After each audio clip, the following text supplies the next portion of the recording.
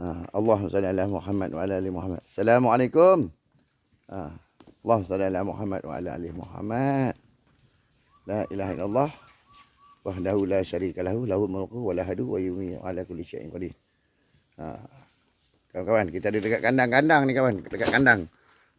Cowboy kampung dengan gembala, budak gembala. Attendant hampir semua hadir lah hari ni. Alhamdulillah. Attendant dia. Semalam banyak yang tak ada semalam. Semalam dia terkejut kan. Dia terkejut kita tangkap yang jantan 3 ekor tu. Tapi ibu dia mencari ni, ibu dia cari ni. Ni yang ni. Yang dia cari warna yang coklat tu, yang tu sebelah tu kan. Ni dia cari anak dia ni. Ni.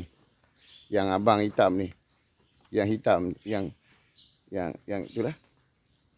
Yang hitam tu ni adik dia. Duk cari abang dia ni. Tu yang seekor lagi tu yang putih-putih tu. Mana ibu putih yang duduk belah sana tu belakang. Yang tak duduk bawah tu ke bawah tu mana? Dalam sana kot. Dalam sana. Itu ibu dia. Kan? Dia cari anak dia. Tak jumpa lah. Siap jadi lauk dah, lauk korban orang. Okey? Ni dengar semua. Terdepan siapa pula nak kena sembelih ni? Kau dah mengandung belum?